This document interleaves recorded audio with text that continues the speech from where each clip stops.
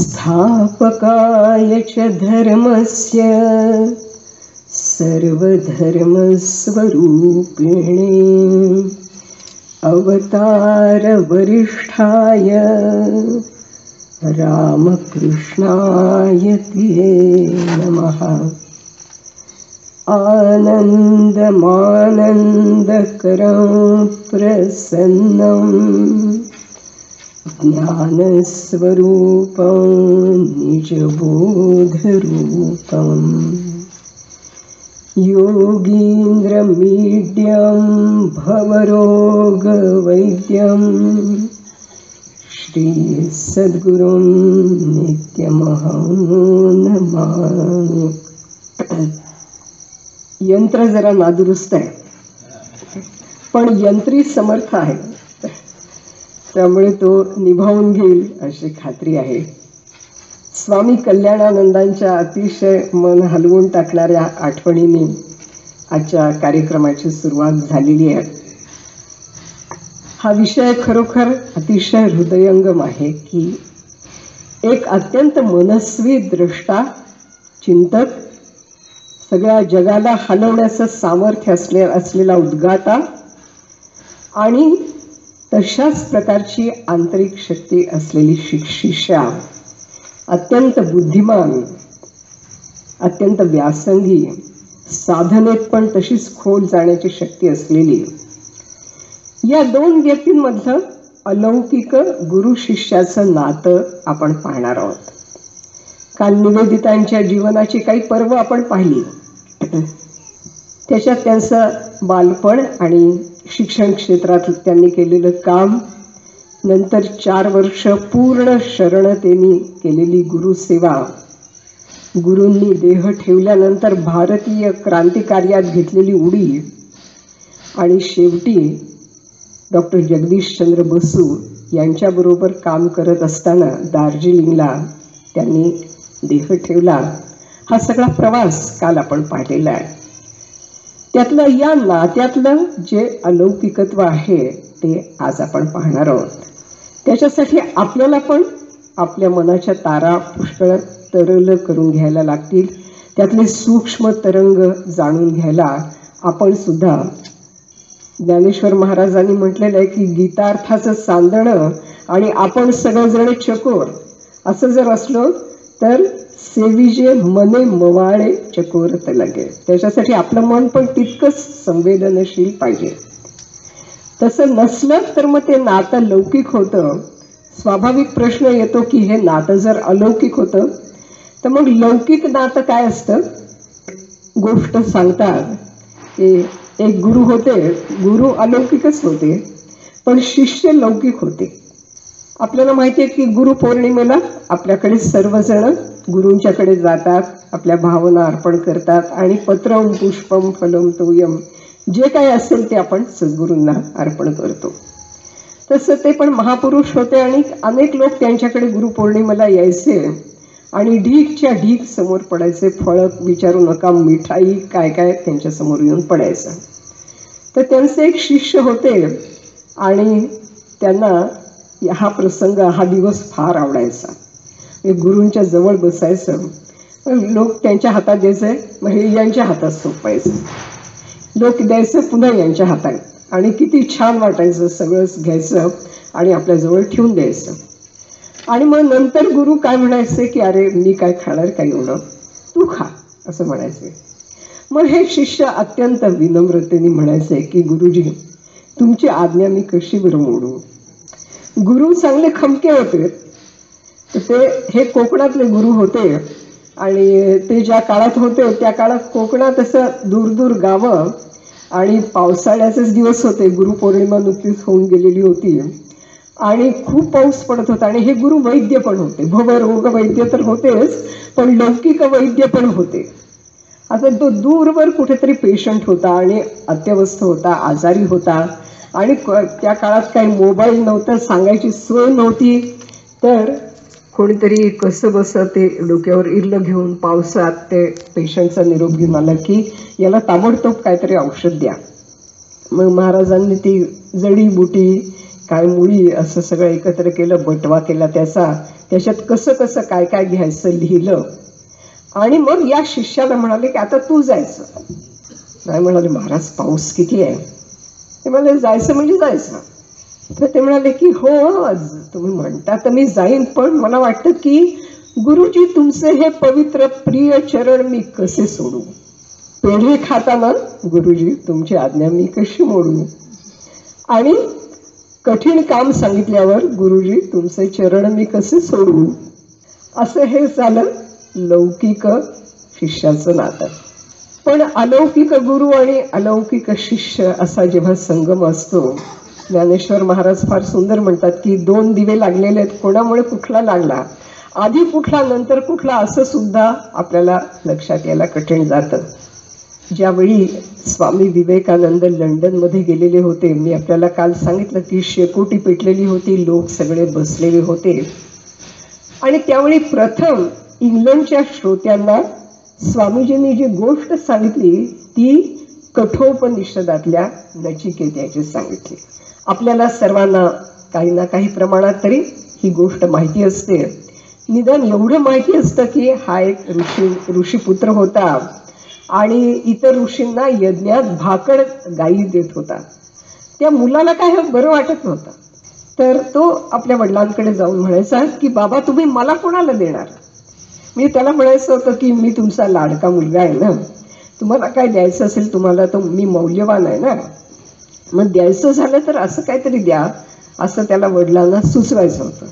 त्याने बिचाऱ्यांनी 3दा सुचवलं, पण वडील वैतागले त्याच्यावर. मग ते म्हणाले जा मी तुला यमाला देऊन टाकले. आणि एवढासा तो मुलगा तो म्हणतात यमाच्या दारात गेला. 3 दिवस तिथे तो यमाच्या दारात बसून राहिला, कारण यमा महाराजांना बरीच कामं होती, कुठे कुठे फिरत होते. 3 दिवस हे लहान मूल त्या यमाच्या दारात, तोंडात पाण्याचा थेंब नाही, कोणी त्याला काही विचारलं नाही, असा बसलेला होता. ज्यावेळी यमराज परत आले त्यांनी पाहिलं की हे लहानसं बाळ तहान भुकेने व्याकुळलेलं, याच्याशिवाय पाण्याशिवाय अन्नाशिवाय बसलेलं आहे. खूप त्यांना वाईट वाटलं. ते म्हणाले की तू एवढे तपश्चर्या माझ्यासाठी केलीस तर तू माग काय तुला हवं असेल तर मी वर देतो. ते शेवटी बाळ होतं त्यामुळे ते म्हणाले आमचे वडील फार रागवले, पहिल्यांदा त्यांचा राग शांत होईल असं करा. मग त्यांनी एक विशिष्ट प्रकारच्या यज्ञीय रचनेबद्दल सांगितलं आणि शेवटी अगदी कळीचा प्रश्न त्यांनी विचारला की माणसं जन्माला येतात, काही काळ दिसतात आणि काही कालाने ते नाहीशी होतात. मग काय होतं त्यांचं. निवेदितांच्या मनात पण हाच प्रश्न घोळत होता. त्यांचे वडिलांचा मृत्यू त्यांनी लहानपणीच झालेला होता, त्यांनी पाहिलेला होता. आणि त्यानंतर मी काल आपल्याला त्यांच्या गोष्टीतला एक दुवा सांगितला की ज्या व्यक्तीबरोबर जीवन स्वप्न रंगवायचं ती व्यक्ती पण हा देश हे जग सोडून गेलेली होती. त्यांच्या मनामध्ये जीवन मृत्यू संबंधीचे प्रश्न रेंगाळत होते आणि अनपेक्षितपणे स्वामीजींनी उत्तर दिलं या प्रश्नाचं. यमदेवांनी जे नचिकेत्याला दिलं की अरे हे तुझं दिसणारं शरीर म्हणजे तू नाहीस, तर याच्या आत वसणारा जो ज्योतिर्मय आत्मा आहे तो तू आहेस. आणि मनुष्य गेला तरी, शरीराने गेला तरी हा जो चिरंतन राहणारा असा त्याच्यातला जो आत्मा असतो त्याला चळ नाही, ढळ नाही, मळ नाही, काही नाही, तो सदा तेजस्वी, सदा चिदानंद रूप शिवोहम शिवोहम असा तो शिव तुझ्या आत राहतो आहे. You are not this body form, you are not your name, but you are the eternal one, you are that eternal flame. असं हे सगळं स्वामीजी सांगत असताना ते निवेदितांच्या थेट इकडे जाऊन भिडलं, कारण त्या या सगळ्या अनुभवांमधून गेलेल्या होत्या. आणि मग काल आपण पाहिलं तसं की देवाच्या शोधाला कोण बाहेर पडेल, तर त्यांनी उत्तर दिलं होय मी, माझ्यातल्या आणि भोवतालच्या सर्वांमधल्या देवाचा शोध मला घ्यायचा आहे. आणि मग त्या भारतामध्ये आल्या. आपण पाहिलं की अत्यंत कठोर देहदंडन, मनोदंडन असं स्वामीजींनी त्यांच्याकडून करून घेतलेलं आहे. एक सूत्र स्वामीजी त्यांना सांगत होते.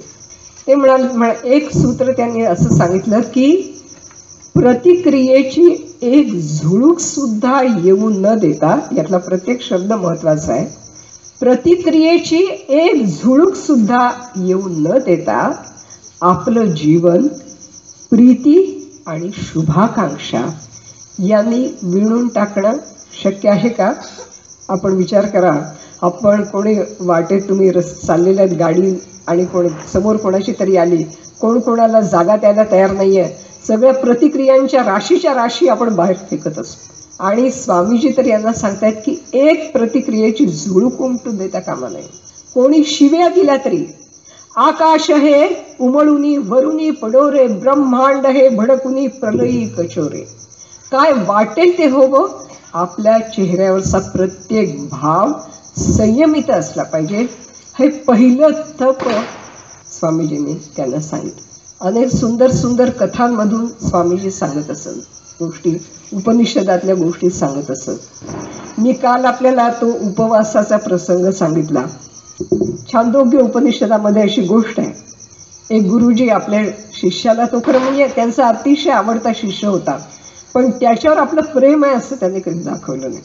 आणि एक दिवस त्याला काही न सांगताच त्याला काही काम सांगितलं त्यांनी, आणि सांगितलं की मी येईपर्यंत काही जेवायचं नाही, आणि भरपूर कामं सांगितली. आणि ती गुरुपत्नी होत्या, त्या बिचाऱ्या माऊलीच्या पोटात तुटायला लागलं की काय तुम्ही म्हणाले, तुम्ही आता कधी जाणार, कधी परत येणार, हा कधी खाणार, आणि एवढी थोरली सगळी कामं त्याला सांगितली आहेत. ते म्हणाले तू याच्यात मध्ये पडू नको, मी त्याच्यासाठी जे इष्ट आहे तेच करतोय. आणि ते गेले, आणि ते कितीतरी दिवस, 8-10 दिवस आलेच नाही. ती बिचारी माऊली डोळ्यात पाणी आणून म्हणत होती, अरे बाबा बाळा 2 घास खा तू. तो खूप उदास होता. तो म्हणाला की सगळ्यांवर गुरुजी प्रेम करतात आणि माझ्यावर नाही करत, तर मी एक ते सांगेपर्यंत मी कणभर पण खाणार नाही. आणि मग आल्यानंतर ते पाहतात की तप करून कृश झालेली मूर्ती उदास आहे. तेव्हा ते आपल्या हृदयाशी त्याला धरतात आणि म्हणाले की अरे तुझ्या इतकं प्रिय कोण आहे, आणि जो प्रिय आहे त्यालाच फार कठोर तप करायला लागतं. जो गुरूंचा प्रिय असतो तो लाडू पेढे खात नाही, तर त्याच्यासाठी मिठाई नाही, त्याच्यासाठी क्षुरस्य धारा निशिता दुरत्यया, असं तलवारीच्या धारेवर त्याचं चालणं असतं. आणि खरोखर निवेदितांचं तलवारीच्या धारेवर त्यांनी खरोखर त्यांचा जो साधना काल होता तशा प्रकारचा त्यांनी व्यतीत केलेला आहे. त्यांच्या स्वामीजींच्या आणि निवेदितांच्या एक मैत्रीण, त्यांचं नाव जोसेफाईन मॅक्लिऑड किंवा मॅक्लाउड असा उच्चार करतात, त्या म्हणाल्या की अहो तुम्ही हिचं काय करायचं ठरवलंय, असं केलं तर ही राहील का, म्हणाले इथे जिवंत तरी राहील का. ते म्हणाले तुम्ही पण मध्ये पडू नका, मी तिच्या खूप मेहनत घेतलेली आहे, खूप मेहनत घेतो आहे, आणि तुम्ही तिला बिघडवू नका, असं त्यांनी सांगितलं. आणि असं अत्यंत कठोर तप चालू असताना निवेदिता म्हणाल्या की त्यांनी लिहून ठेवलेलं आहे की एकदाही मनात असा विचार आला नाही की आपण आपल्या मायदेशाला परत जावं. काल सांगितलं की स्वामीजी म्हणायचे की घरात एवढी माणसं आहेत, त्यांना वाटायचं की स्वामीजींसाठी आपण काहीतरी करावं, त्यांना एवढं तेवढं खायला करून द्यावं. स्त्री स्वभाव आहे तो की त्याचा सेवा हा धर्म आहे, प्रेम हा स्त्रीचा धर्म आहे. मग ते वडिलांवर असेल, भावावर असेल, आणखी कोणावर पतीवर असेल, मुलावर असेल, पण स्त्री आपलं प्रेम सेवेतून व्यक्त करते. आणि निवेदितांमध्ये पण तो सहज भाव होता. आणि त्या जेव्हा असं काहीतरी करायला जायच्या स्वामीजींसाठी, त्यावेळी स्वामीजी म्हणायचे घरात काय नाही आहेत का नोकर माणसं तुमच्या वडिलांच्या, तुम्ही कशाला करायला पाहिजे. आता यांनी त्यांच्या मनाला किती यातना होत असतील बघा. पण तप्तम तप्तम पुनरपि पुनः कांचनम कांतवर्णम, घृष्टम घृष्टम पुनरपि पुनः चंदनम चारुगंधम. ते सोनं जे असतं ते तापवलं जातं आणि मग ते उजळून निघतं. चंदन असतं ते घासलं जातं आणि मग त्याचा सुगंध सगळीकडे दरवळायला लागतो. अशी अत्यंत कठोर तपश्चर्या निवेदितांनी स्वामीजींच्या जवळ केली. आणि एक प्रसंग विलक्षण मनाला, वाचणाऱ्याच्या मनाला पण व्याकुळ करणार आहे. तो प्रसंग असा आहे की स्वामीजींच्या बरोबर निवेदिता अमरनाथला गेलेल्या होत्या. अमरनाथला आपल्याला माहिती आहे की बर्फाचं शिवलिंग आहे आणि तिथे अनेक महान ऋषींनी तपश्चर्या केलेली आहे. आणि साक्षात शिवतत्वाचा अनुभव तिथे चांगल्या अधिकारी व्यक्तींना, साधकांना येतो. आणि निवेदितांची अतिशय इच्छा होती की आपल्याला त्या शिवतत्वाचा म्हणजे शिवोहम याचा अनुभव आपल्याला त्या तिथे अमरनाथची जी शिवपिंडी आहे, स्थान आहे, तिथे यावा. तर त्या फार अवघड प्रवास आहे, पण ते असंच कुठे ठिकठिकाणी तंबू टाकत, आणि त्यांचा स्वभाव इतका गोड होता की जिथे जातील तिथे सहज लोकांची मनं जिंकून घ्यायचे. त्यामुळे कोणाला असं वाटलं नाही की ही गोरीबाई आणि ही तीर्थयात्रेला काय येते, असं कोणाला वाटलं नाही. तिथे जेव्हा जवळ जाऊन पोचले तर स्वामीजींनी त्या थंडगार गंगास्नान केलं आणि निवेदितांनी पण केलं. आणि ते तिथे ऐन जो गाभाऱ्यासारखा भाग आहे शिवपिंडीचा, तिथे बसले जाऊन. आणि स्वामीजी ध्यानाला बसले, निवेदिता पण ध्यानाला बसल्या. आणि स्वामीजींना तिथे साक्षात अमरनाथांचं अस्तित्वाचा, भगवान शिवांच्या अस्तित्वाचा थेट अनुभव आला. आणि ते कुठे आपण बसलेलो आहोत, भोवताली काय आहे, थंडी आहे का गरमी आहे, कशाचंही भान नाही. आणि स्वामी पूर्ण ध्यानावस्थेत आहे. आता निवेदिता या स्थितीला निदान त्यावेळी तरी पोचू शकल्या नाही. प्रत्येकाचा आपल्या इथे एक म्हण आहे की नाही, समय से पहले और भाग्य से ज्यादा किसी को कुछ नहीं मिलता. आता त्यांचा त्यावेळी तिथे योग नव्हता. तर त्या ध्यानातून जाग्या झाल्या आणि त्यांनी पाहिलं स्वामीजी पूर्ण निर्विकल्प समाधीत आहेत. त्यांच्या मनाला, आपण हे खूप वरची गोष्ट आहे ही आपण समजून घ्या, आपल्याला तर एवढाच आपण ध्यानाचा अनुभव नाही आहे. आणि ध्यानात स्वतःला विसरून जाणं कसं असतं, आणि ती ध्यानाची सर्वोच्च स्थिती आपल्याला प्राप्त झाली नाही आहे म्हणून ती व्याकुळत असते, ती पण काय असते हे आपण कसं समजू शकणार. पण त्यावेळी निवेदितांचं चित्त विलक्षण व्याकुळ झालं आणि त्यांच्या डोळ्यातून अश्रुधारा यायला लागल्या. ज्यावेळी स्वामीजी त्या स्थितीतून खाली आले तर निवेदितांचा चेहरा लाल झालेला होता, डोळ्यातून आसवं उघळत होती. स्वामीजींनी विचारलं काय झालं, तर ते सगळं दबलेलं दुःख हे त्यांच्या शब्दातून बाहेर पडायला लागलं. आणि ते म्हणाले की जो अनुभव तुम्ही घेतला तो मला का नाही दिला तुम्ही, असं काय माझ्याजवळ कमी होतं म्हणून तुम्ही मला या अनुभवापासून वंचित ठेवलं. स्वामीजी शांतपणे म्हणाले की मार्गॉट, असं त्यांना म्हणायचे, मार्गॉट, मी काही रामकृष्ण नाही आहे. डोक्यावर हात ठेवला आणि कल्पतरू दिनाला आपल्याला सगळ्यांना माहिती आहे, कोणी येऱ्या गेऱ्याने जे कोणी त्या दिवशी तिथे आले सगळ्यांना महाराजांनी डोक्यावर हात ठेवून ती अवस्था प्राप्त करून दिली. जो मागेल ते द्यायला त्यांची तयारी होती. पण ते म्हणाले मी रामकृष्ण परमहंस नाही आहे, मी माझ्या इच्छेने संकल्पाने तुला ती अवस्था प्राप्त करून देईन असं नाही आहे, तू समजून घे. त्या चिडलेल्या होत्या. त्या म्हणाल्या की तुम्ही जर हे करू शकत नसाल तर तुम्ही एक सामान्य पुरुष आहात आणि मी एक सामान्य स्त्री आहे, यापेक्षा आणखी काय सत्य आहे. एवढा प्रहार, एवढा आघात या शिष्याने आपल्या गुरूंवर केलेला आहे, त्या विलक्षण व्यथेपोटी केलेला आहे. ते म्हणाले काय सामान्य स्त्री पुरुष आणि आपण याच्यात काय फरक राहिला. कालचं आपण 8व्या स्वामीजींचं वाक्य, if this is true what else could matter and if this is not true what do our live matter, हे जर प्राप्ती झाली नाही तर मग आपल्या आयुष्याला अर्थ काय, मनुष्याच्या जीवनाचं ध्येय काय, तर ते जे परमसत्य आहे, परमतत्व आहे, त्याच्याशी एकरूपता, परमेश्वराशी एकरूपता हे मानवी जीवनाचं ध्येय आहे. आणि ते जर प्राप्त झालं नाही तर आपल्या जीवनाला काय अर्थ आहे असं निवेदितांना वाटत होतं. निदान त्या क्षणी तरी स्वामीजी त्यांना तो अनुभव देऊ शकत नव्हते. त्याची कारणं आपण सामान्य माणसं नाही सांगू शकत.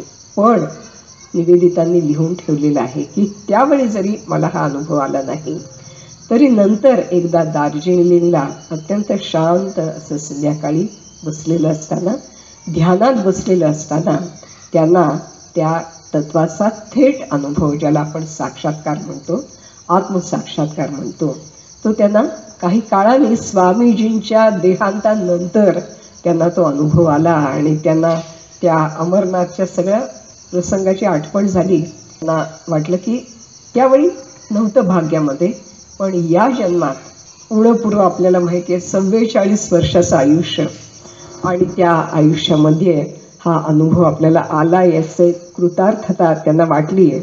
आणि त्यांनी फार सुंदर एक कविता त्याच्यानंतर लिहिलेली आहे. त्याच्यात असं म्हटलेलं आहे परमेश्वराला उद्देशून, मला माहिती आहे की तू माझ्या दाराशी येतोस, तुला काही कमी आहे म्हणून तू नाही येत, मला तुला काहीतरी द्यावंसं वाटतं आहे आणि ती माझी इच्छा पुरी करण्यासाठी म्हणून तू याचक बनून माझ्या दारात येतो आहेस.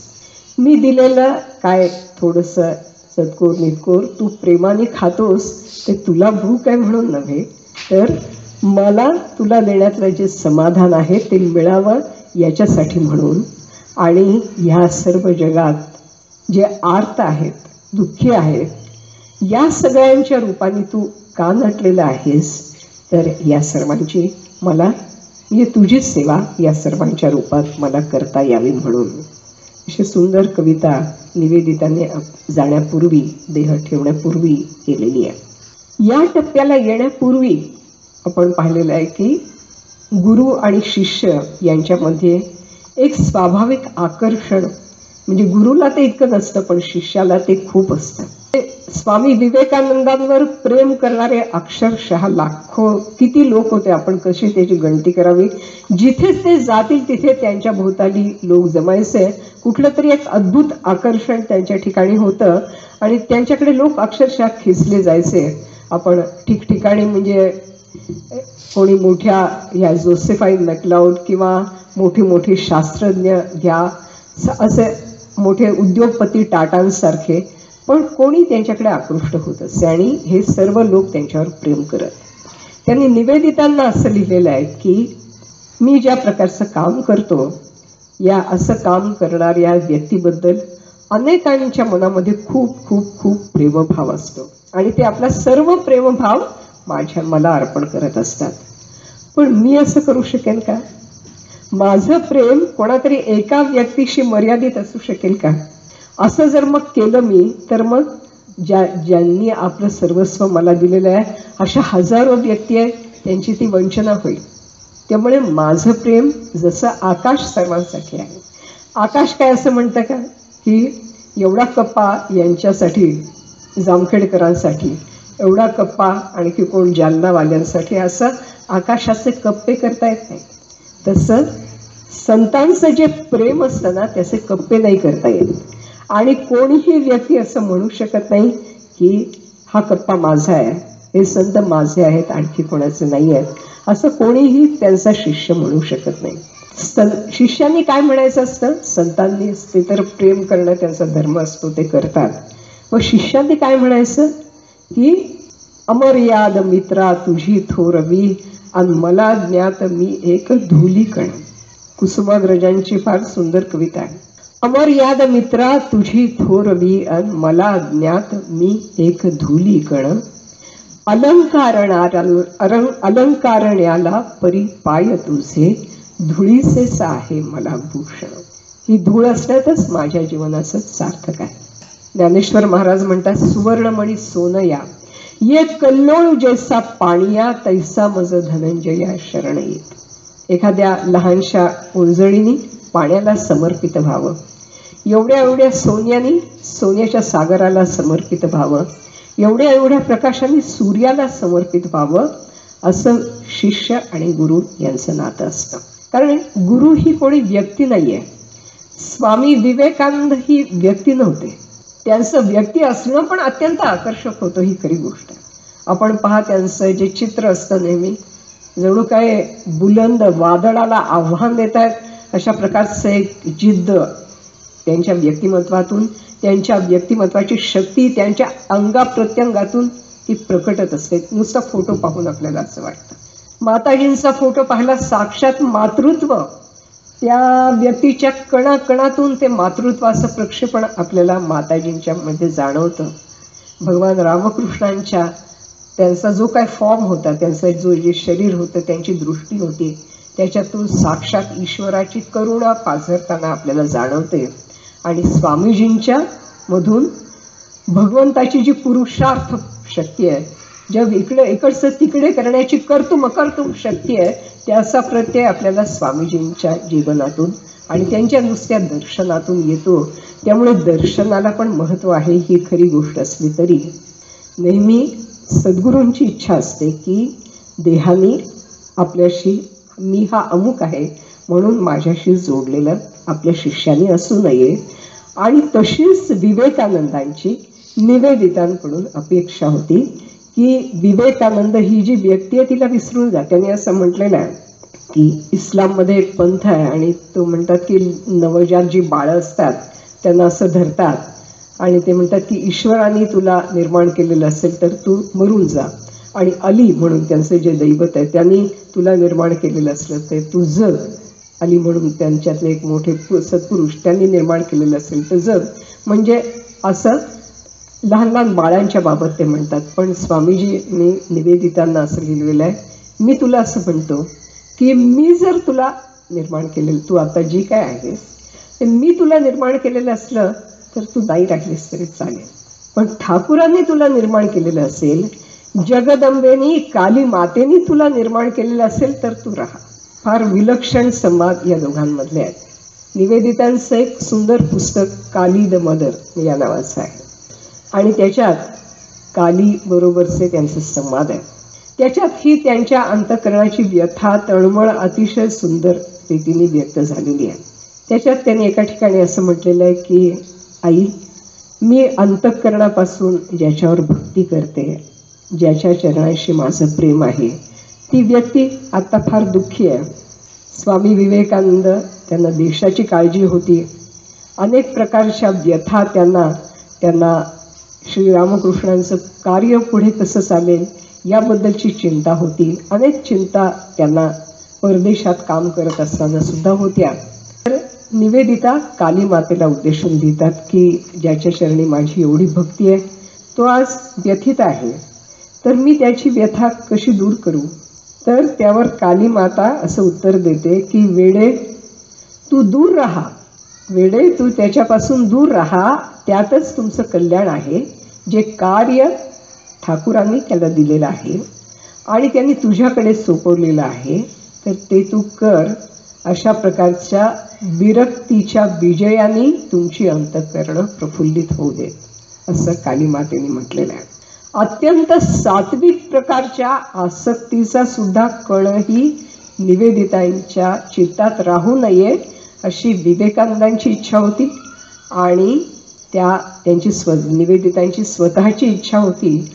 आणि काली मातेबरोबरचे त्यांचे जे संवाद त्यांनी लिहिलेले आहेत त्यांनी असं म्हटलेलं आहे की एखादी चिमणी जशी पंख फडफडवते, म्हणजे तू एवढी व्याकुळ झालेली आहेस, काली माता त्यांना म्हणते, एखाद्या चिमणीने पंख फडफडावेत तसं तुझं चाललंय. म्हणाले तुला असं वाटतं का तू ठरवणारी आहेस काय घडायला पाहिजे, काय घडणार आहे. हे ठरवणारी एक शक्ती वरती बसलेली आहे आणि आपण त्या शक्तीच्या हातातली यंत्र आहोत.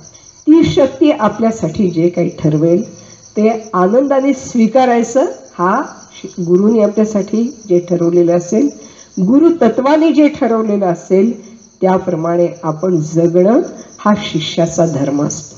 अशा प्रकारचं म्हणजे निवेदितांचं क्रांतिकार्य काल आपण पाहिलं, खूप वादळी आहे ते तर आहेच, पण त्यांच्या आंतरिक जीवनातले हे सर्व जे संघर्ष आहेत, गुरुविषयीची पण एक प्रकारची आसक्ती आहे आणि ती तुटण्यासाठी विलक्षण, त्या तुटण्याच्या वेळी त्यांच्या जीवनाची मनाची झालेली विलक्षण तगमग आहे, ही सुद्धा खरोखर आपल्या खरोखर डोळ्यात पाणी येईल अशा प्रकारची आहे. असं हे या व्यक्तीचं आंतरिक जीवन होतं की एका टप्प्याला त्या आपल्या स्वतःच्या गुरूंपासून सुद्धा आता गुरूंच्या चरणांची सुद्धा आसक्ती नाही, अशा स्थितीला त्यांच्या आध्यात्मिक प्रवासामध्ये येऊन पोचल्या. त्याच्यासाठी ठाकुरांनी आणि श्री विवेकानंदांनी त्यांना सहाय्य केलं. त्यांच्या आयुष्यात वेगवेगळ्या प्रकारचे टप्पे तर येतच होते आणि ज्या भोवतालच्या जगाचे बरे वाईट अनुभव पण त्यांना येत होते. प्रत्येकच साधकाला असे येत असतात. आपल्याला माहिती आहे की समर्थांनी म्हटलेलं आहे की जो प्रपंच दुःखे दुखविला तोची अधिकारी झाला परमार्थासी. ज्याला संसारात चटके बसतात ना तो परमार्थाकडे लवकर वळतो. जो सुखासीन आहे, ज्याला दुःखाचा स्पर्शच नाही, बुद्धाला कुठे दुःखाचा स्पर्श होता का. सुंदर राजवाड्यात राहत होता, सुंदर पत्नी आहे, बाळ आहे, कधी दुःख पाहिलंच नाही. आणि मग एक दिवस अचानक वार्धक्य समोर आलं, मृत्यू समोर आला आणि सगळं ते सुखासीन जीवन ते कोलमडून गेलं. माणसाला व्यथेचा स्पर्श जेवढं शिकवतो तेवढं सुख त्याला शिकवत नाही. त्यामुळे कुंतीनी आपल्याला माहिती आहे ना, कृष्णाला काय मागितलं, विपदा संतुन शश्वत. जणू काही निवेदितांनी तसंच मागितलेलं असावं असं त्यांचं जीवन आहे.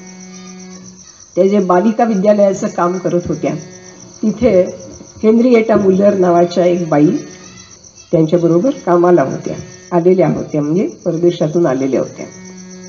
त्यांच्या बाबतची गोष्ट आपण कदाचित ऐकलेली असेल, वाचलेली असेल, की त्यांच्या शेतावर स्वामीजी गेलेले होते आणि तिथे एक उधळलेला बैल आला मोठा समोरून.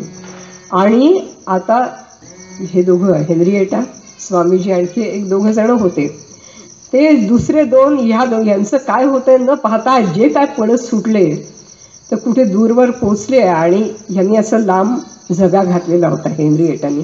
त्यामुळे त्याच्यात पाय अडकून पडल्या. आता विवेकानंदांना पण पळून जाणं शक्य होतं, पण ते पळून गेले नाही. तर पळून गेले असते तर त्यांना आपण विवेकानंद म्हटलं नसतं. तर तो असं माजलेला उधळलेला बैल समोरून धावत येतो. हे त्या हेनरिएटा मुलर यांच्या समोर जाऊन उभे राहिले, असा हात करून उभे राहिले, म्हणजे यांच्यावर येऊ नये, जे काही यायचं ते माझ्यावर येऊ दे. काय आश्चर्य, चमत्कार. पण हे पाहिलेले लोक तिकडे होते, त्यांनी लिहून ठेवलेलं. तो माजलेला उधळलेला बैल स्वामीजींना पाहिल्यावर शांत झाला आणि सरळ घुमजाव करून दुसऱ्या बाजूने निघून गेले. हेनरिएटा मुलर म्हणाल्या की स्वामीजी, मी किती तुमचं ऋण मानू, काय करू मी तुमच्यासाठी. त्यांनी त्या भारतात आल्या. त्यांचा संकल्प असा होता की जी काही त्यांची इस्टेट होती ती सर्व बालिका विद्यालय, म्हणजे निवेदिता जे काम करत होत्या त्याला द्यावी. पण त्यांनी एक अट घातली. त्या म्हणाल्या की इथे ख्रिस्ती धर्मतत्व शिकवली जावीत अशा अटीवर मी ही देणगी देणार.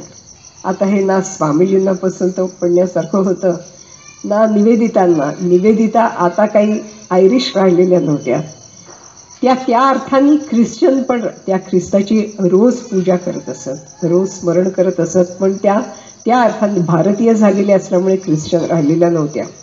तर त्यांना नम्रपणे हात जोडले. ते म्हणाले की अशा अटीवर नाही स्वीकारता येणार, तुम्ही सर्वस्व दिलं तरी या अटीवर नाही स्वीकारता येणार. मग त्या फुरंगटल्या, रुसल्या. आणखी एक भगिनी ख्रिस्ताईन म्हणून होत्या, त्या पण असंच काही कारणाने त्यांच्याबरोबर जे सहकारी काम करत होते ते एक एक त्या भगिनी त्यांच्यापासून तुटत गेल्या. आणि या अर्थाने पण निवेदिता तशा एकाकी होत गेल्या आणि त्या या जगापासून जेवढ्या एकाकी होत गेल्या तेवढ्या ठाकुरांच्या जवळ जात गेल्या. असं घडतं माणसाच्या आयुष्यात. जेव्हा पाहतो ना, सगळे जगाचे व्यवहार पाहतो, अशा जगास्तव काय पुढावे, मोही कुणाच्या का गुंतावे, हरिदूता का विनमुख भावे, का जिरवू नये शांतीत काय, जन पळभर म्हणतील हाय हाय. तांब्यांनी म्हटलेलं आहे. ह्या असल्या जगाकरता जे जग अटी घालतं, ज्या जगाला अनकंडिशन लव्ह म्हणजे काय माहिती नाही, या जगाकरता कशाला पुढायचं, कशासाठी खंतावायचं, अशी स्वतःची समजून घालत निवेदिता काम करत होत्या. त्यांच्या जाण्यापूर्वीच्या दिवसांमध्ये पण अनेक कटू घटना घडलेल्या आहेत. साराबुल नावाच्या एक स्वामीजींच्या मोठ्या शिष्या होत्या, त्यांचं नाव धीरा माता म्हणून त्यांना ओळखत असत. त्या अत्यंत प्रगल्भ व्यक्ती होत्या आणि त्यांनी पण आपली फार मोठी इस्टेट ही बालिका विद्यालय आणि रामकृष्ण मठाला दिलेली आहे. आता त्यांनी स्वेच्छेने दिली, त्या संबंधीचे सर्व कागदपत्र करून ठेवले आणि त्यांचा देहांत झाला. त्या देहांतापूर्वी त्यांनी निवेदितांना त्यांच्याजवळ बोलवून घेतलेलं होतं आणि निवेदितांनी आपल्या आईची सेवा करावी तशी या साराबुल यांची सेवा केली, खूप खूप सेवा केली. उषा पायथ्याशी होत्या. मग साराबुल यांनी देह ठेवला आणि त्यानंतर मग त्यांच्या मृत्यूपत्राचं वाचन झालं. त्याच्यात सर्व त्यांची जायदाद रामकृष्ण मठ आणि बालिका विद्यालय यांना दिलेली होती. आता चांगल्या चांगल्या माणसांची पण बुद्धी फिरते तसं त्या ज्या त्यांच्या कन्या होत्या तर त्यांची बुद्धी फिरली आणि त्या म्हणाल्या की हे सगळं खोटं आहे, हे सगळं स्वार्थी लोक आहेत आणि यांची सेवा करून काय वेगवेगळ्या मार्गांनी यांना वश करून घेऊन, माझ्या आईला वश करून घेऊन यांनी माझ्या आईची सगळी संपत्ती लुबाडलेली आहे. आपण विचार करा, निवेदिता काय निष्कांचनच होत्या ना, त्यांना स्वतःसाठी काय हवं होतं मला सांगा. त्यांनी त्या साराबुल यांची सेवा केली, ती पण निष्कामच होती ना. त्यांना काय हवं होतं, त्यांच्याकडून काही नको होतं. अशी परिस्थिती असताना जो माणूस अत्यंत निस्वार्थी असताना त्याच्या चारित्र्यावर कोणी शिंतोडे उडवतं, किती त्याच्या मनाला यातना होत असतील आपण विचार करा. लोकमान्य टिळकांच्या बाबत आपल्याला सगळ्यांना माहिती आहे की ताई महाराज प्रकरण, स्वच्छ सूर्यासारखं निष्कलंक चारित्र्य असलेले लोकमान्य टिळक भर कोर्टामध्ये त्या ताई महाराज त्यांच्यावर, त्या टिळकांनी अतिप्रसंग केल्याचा आरोप त्यांच्यावर केलेला. काय वाटलं असेल टिळकांना? असं मोठ्या लोकांवर पण चारित्र्य हननाचे प्रसंग येतात आणि अशाही परिस्थितीत आपली ईश्वरावरची, आपल्या स्वीकृत कार्यावरची श्रद्धा ढळून न देता काम करणं ही फार मोठी कसोटी असते आणि निवेदितांना त्यातूनही जावं लागलं. काही वेळा जी फार नेमनिष्ठावंत माणसं असतात त्यांना असं वाटतं की जगाने पण तसंच असलं पाहिजे आणि त्यांची ती अपेक्षा काही खरी खोटी नसते, पण जग काय तसं नसतं. तुमचे गुरु 4 वाजता उठून ध्यानाला बसतात म्हणून तुम्हाला काय 5 पर्यंत झोप येऊ शकेल, 6 पर्यंत पण येऊ शकेल आणि कशाला आता तर उठायचं असं वाटू शकेल. तर अत्यंत नेमनिष्ठावान माणसांच्या भोवतालची सगळी माणसं तशीच असतील असं नाही आहे. आता स्वामीजींच्या सहवासात आल्यावर निवेदितांनी स्वाभाविकच मांसाहार सोडलेला होता. निवेदितांना एक भाऊ होता आणि त्याला मांसाहार खूप आवडत असे. आता त्यांची बहीण तर अशा प्रकारचे संन्यासिनी झालेली होती. तर ती सारखी त्या निवेदिता आपल्या भावाला सारखं म्हणायचे की अरे तू पण मांसाहार सोडून दे, सोडून दे, सोडून दे असं सारख्या म्हणायच्या. तर तो इतका वैतागून गेला, तर म्हणाले परत मला म्हणायचं नाही मांसाहार सोडून दे असं, मला खायचं मी खाईन म्हणाले. तर निवेदितांनी स्वामीजींना सांगितलं. त्यावेळी होते स्वामीजी. स्वामीजींनी त्या भावाला बोलावलं. ते म्हणाले चल आपण रेस्टॉरंटमध्ये जाऊया म्हणाले. निवेदिता पाहतच राहिल्या. तर ते म्हणाले तुम्ही नका येऊ, तुम्ही थांबा, आम्ही दोघंच जातो म्हणाले. आणि रेस्टॉरंटमध्ये जाऊन त्याला पाहिजे होता तसं मांसाहार त्यांनी त्याला खाऊ दिला. ते म्हणाले की तू म्हणजे काय, तुझी बहीण नव्हेस. प्रत्येक व्यक्ती वेगळी असते, तिचा संस्कार वेगळा असतो, तिच्या जीवनाची दिशा वेगळी असते, तिचं आयुष्यात काय करायचं आहे ते तिचं गंतव्य वेगळं असतं. तर ते म्हणाले की कोणीतरी सांगताय म्हणून तू करू नको, स्वामीजी म्हणाले त्याला, आणि तुझी बहीण सांगते म्हणून पण करू नको. ज्यावेळी तुला आतून काही वाटेल, असं वाटलं की तुला जीवनाचा आहार बदलावा, विहार बदलावा, त्यावेळी तू कर. त्याला एकदम हायसं वाटलं. ते म्हणाले आपल्याला कोणी लादत नाही आहे असं म्हटल्यावर माणूस नकळत वळतो त्याच्याकडे, आणि कोणी लादतं असं म्हटलं तर एक प्रतिक्रिया येते, तुम्ही असं म्हणणार का, नाहीच करणार. हे सगळं स्वामीजी सगळ्यांच्या मनाचे जाणकार होते, त्यामुळे हे जाणत होते. आणि यथावकाश त्यांचे बंधूसुद्धा अध्यात्माकडे वळले आणि अत्यंत मुळात सद्वर्तनी चांगल्या घरातले संस्कार होते. पण युरोपमध्ये मांसाहार म्हणजे काही नाही, त्याला काही वेगळं वाटत नाही. पण लोकांमध्ये परिवर्तन घडवून आणायचं असेल तर मानगुटीवर बसून ते होत नाही. परिवर्तन हे आतून येत असतं. जो ते अनुशासन स्वीकारायला सिद्ध असतो त्याला तुम्ही ते अनुशासन लावा. जो तुमचं अनुशासन स्वीकारायला सिद्ध नाही त्याच्यावर ते थोपून त्याचा काय उपयोग आहे. असंच ते अनंत प्रकारे स्वामीजी निवेदितांना शिकवत गेले. निवेदिता हट्टी आणि आग्रही होत्या आणि त्यांचे आग्रह पण चांगल्यासाठीच असायचे, पण नेहमीच लोकांना ते मानवायचे असं काही नाही. पण अशावेळी युक्तीने लोकांचं मतपरिवर्तन, मनपरिवर्तन कसं करायचं असतं स्वामीजी त्यांना शिकवत असत. नॉर्वेला काही काळ निवेदिता मौनासाठी म्हणून जाऊन राहिलेल्या होत्या. एकांत आणि मौन. ज्यावेळेस कोणीच बरोबर नाही आणि दूरच दूर पसरलेलं बर्फ, त्याच्यावरची सूर्याची उन्हं आणि पूर्ण एकांत, असं एकांताने फार मोठी चित्तशुद्धी होत असते. स्वामीजी सांगत असत की एकांताने चित्तशुद्धी होत असते. तर या सगळ्या कोलाहलातून खूप त्यांची विरक्ती वाढलेली होती आणि काही काळ त्यांनी नॉर्वेला जाऊन अतिशय कठोर साधना केली. अशा प्रकारची साधना केली की सर्व जे काही साकार आहे त्यातून बाहेर पडून निराकारामध्ये आपलं व्यक्तित्व, आपलं मन कसं विरघळवून टाकायचं, अशा प्रकारची साधना निवेदितांनी नॉर्वेमध्ये केली.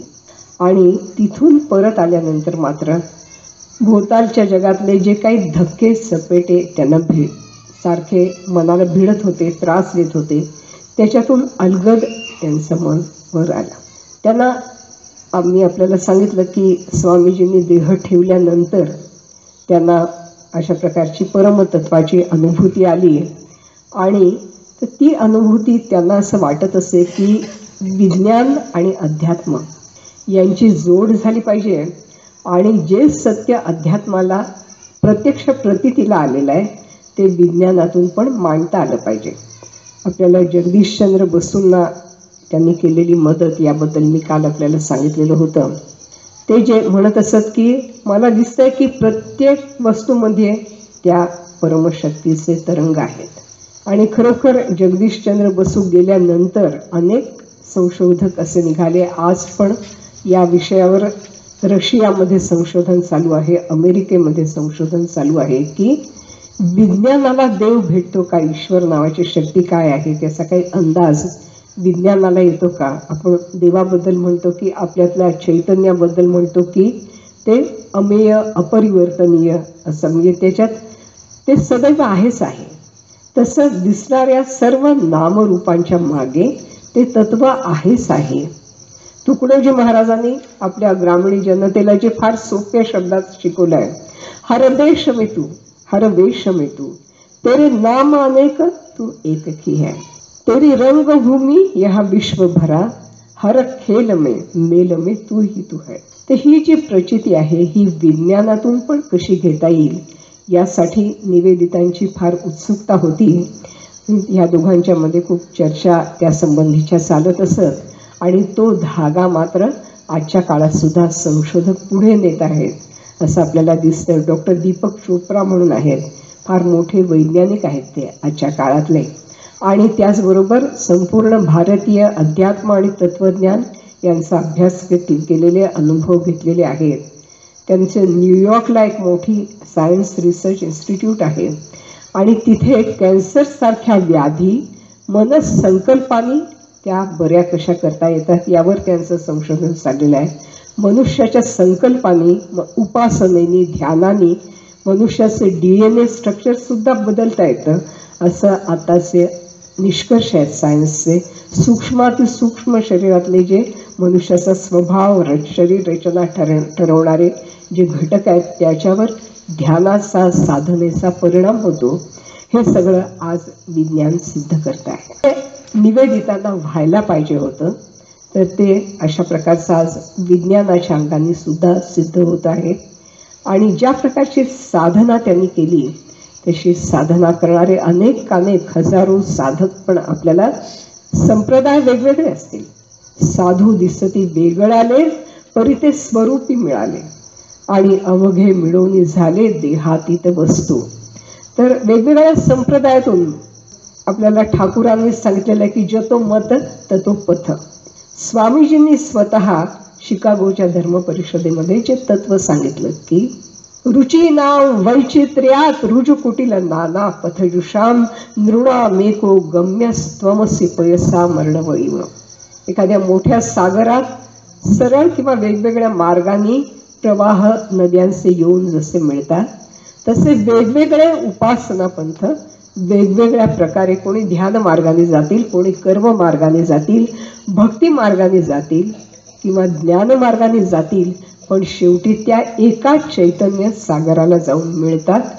हे जे सत्य स्वामीजींनी शिकागोच्या धर्म परिषदेत सांगितलं त्याचा साक्षात अनुभव निवेदितांनी घेतला. हे या गुरु शिष्यांच्या नात्यातलं अलौकिकत्व आहे. आपल्याला वाटतं की आपण बांधलेलो आहोत, मला मर्यादा आहेत, माझा असा स्वभाव आहे, मला बदलणं शक्य नाही. निवेदिता जर या टोकापासून या टोकापर्यंत बदलू शकतात तर आम्ही आमच्या स्वभावाचे छोटे छोटे कंगोरे असं म्हणावं का की आम्हाला ते जपून ठेवायचे आहेत आणि आम्ही बदलणार नाही. मनुष्य बदलू शकतो वयाच्या कोणत्याही टप्प्याला मनुष्य बदलू शकतो, त्यांनी ठरवलं तर, आणि त्याला ईश्वराने आशीर्वाद दिला तर माणूस बदलू शकतो. आपल्या इथे अशी एक म्हण आहे की जो कालचा, the sinner has a future and the saint has his past. जो संत आहे त्याला पण त्याचा काही भूतकाळ आहे, तो पण जन्म चुका करत, शिकत, अडखळत, ठेसाळतच आज संत पदावर गेलेला आहे. आणि आजचा जो आहे, अपिचेत सुदुराचारो भजते माम अनन्य भाग साधुरेव समंतव्य सम्यक व्यवस्थितो हि सहा. आर्य समाजाचे स्वामी श्रद्धानंद, आपल्याला त्यांच्या जीवनाची कथा जर माहिती असेल तर ते वयाच्या 40व्या वर्षीपर्यंत त्या ज्या नर्तकी असतात तर त्या गणिका नर्तकी त्यांच्या दरबारात ते जाऊन बसत असत. वयाच्या 40व्या वर्षी ते ज्यावेळी एका गणिकेच्या दारात जाऊन उभे होते, नर्तकीच्या दारात जाऊन उभे होते, आणि तिने विचारलं तुमच्याकडे किती पैसे आहेत. ते म्हणाले आता तर काय आणले नाही, मी नंतर देईन. तिने धाडकन त्यांच्या चेहऱ्यावर दार लावून घेतलं. ते म्हणाले इथे पैसा असेल तर जागा आहे, नाही तर नाही. त्या एका घटनेचा या व्यक्तीच्या हृदयाला असाच चटका बसला की ते म्हणाले अरे हे जग असं आहे, इथे फक्त लोक पैशाला ओळखतात. अशा जगास्तव काय पुढावे, या जगासाठी मी एवढा अट्टहास का करतोय, मी देवाकडे का वळत नाहीये. आणि तो क्षण त्यांच्या जीवनातला परिवर्तनाचा क्षण. आणि 40व्या वर्षी श्रद्धानंद बदलले, ते संन्यासी झाले. आणि आपल्याला सगळ्यांना माहिती असेल की दक्षिणेकडे जेव्हा फार मोठे केरळामध्ये फार मोठ्या प्रमाणात धर्मांतर झाली, तर त्यावेळी तिथे हा आर्य समाजाचा धैर्यवान संन्यासी उभा राहिला आणि लोक पळत होते, भयभीत झालेले होते. तेव्हा धीर धरा तत्वा, घाबरू नका, मी आहे, देव आहे असं सांगत हा महापुरुष फिरत होता. आणि याच कारणाकरता त्याची दिल्लीत एका माथे फिरूनी हत्या केली. पण जीवन कुठे बदलू शकतं याचा हा एक आर्य समाजाचे स्वामी श्रद्धानंद हा जणू काही पुरावा आहे. निवेदितांच्या बाबत तर तसं काही नव्हतं, अशा प्रकारचं परिवर्तन नव्हतं, पण बुद्धिमत्ता आणि त्या बुद्धिमत्तेतून येणारा स्वमतांचा आग्रह हे सगळं विसर्जन करत माळीये जेवते नेले तेवते निवांतची गेले तया पाणी ऐसे केले होआवेगा. माळी जसा पाण्याला नेतो तसा पाठ वाहतो. पाणी असं म्हणत नाही की या अमुकच दिशेला जाईल, जिधर भेज देंगे उधर जाएंगे, जिथे पाठवाल तिथे जाईल, जे सांगाल ते काम करेन, जे सांगाल तसं राहील, सांगाल ते व्रत करेन. अशा प्रकारचा इतकं पाण्यासारखं व्यक्तिमत्व एका अतिशय बुद्धिमान विदुषीचं झालं. हे परिवर्तन तिच्यामध्ये झालं कारण गुरु म्हणून तशाच एका महान व्यक्तीचा तिने स्वीकार केलेला होता आणि त्या गुरुनीही या शिष्येचा तशाच प्रकारे स्वीकार केलेला होता. स्वामीजींना शिष्य काही कमी नव्हते. जसं निवेदितांच्या भावाची बाबत भूमिका होती तशी त्यांची इतरही काही शिष्यांच्या बाबत भूमिका होत्या. पण निवेदिता त्यांना अत्यंत प्रिय होत्या आणि गुरुची कृपा आपल्या अत्यंत प्रिय अशा शिष्यावर जास्तीत जास्त कठोरतेने कशी बरसते याचं उदाहरण आपल्याला निवेदिता आणि विवेकानंद यांच्या ज्या प्रकारचं नातं होतं त्याच्यातून आपल्याला लक्षात येते. स्वामीजींनी समोर कधी निवेदितांचं कौतुक केलं नाही, पण ते मागे म्हणत असत की मोठमोठ्या विदेशी विदुषी पण इथे आलेल्या होत्या, पण त्यांच्याही पेक्षा निवेदिताची तुलना कोणाशी होऊ शकत नाही असं ते म्हणत असत. थिओसॉफीच्या विदुषी होत्या, आणखी कोणी ॲनी बेझंट होत्या. त्यांच्याजवळही अप्रतिम वक्तृत्व होतं आणि त्यांचा स्वामीजींचा परिचय होता. पण निवेदितासारखी निवेदिता, गुरुही अलौकिक आणि शिष्यही अलौकिक असं हे नातं होतं. स्वामी विवेकानंद म्हणाले होते की या देशातला एक कुत्रा जोपर्यंत उपाशी आहे तोपर्यंत मला मुक्ती नको.